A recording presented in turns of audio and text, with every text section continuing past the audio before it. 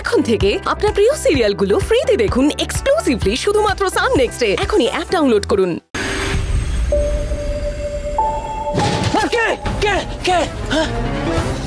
আস্তে কি হয়েছে? কি হয়েছে? চুপ চুপ, কিচ্ছু হয়নি। আমি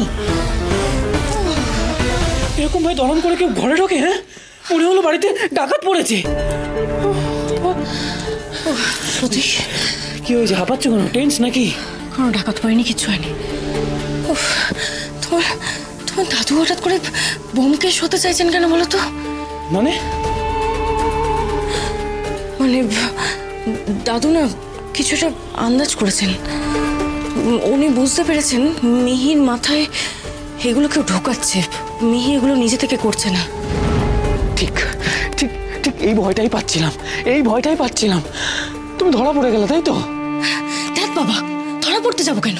তাহলে ধরা পড়িনি, কিন্তু উনি ধরতে পারেন। হ্যাঁ জানি তো, ধরতে পারেন। কাকে আর ধরতে পারেন? তোমাকেই ধরবে। ঈশা, তুমি যদি ধরা পড়ে যাও তাহলে কি হবে?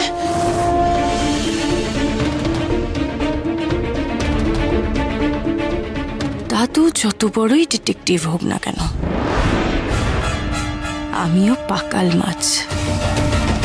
এই পাকাল মাছকে ধরা তো দাদুর কম্য নয়।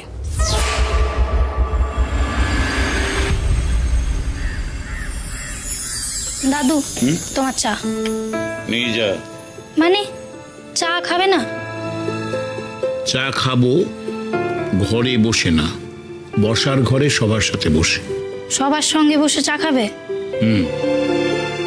আরেকটা কথা। কি কথা? কালকে হাটটা নিয়ে যে এত ঝামেলা হলো, সেটা কি দিদি ভাই নিজে থেকে করলো না ওকে দিয়ে করানো হলো? কিরে, চুপ করে গেলি কেন? ভয় পাচ্ছিস? না, ভয় না।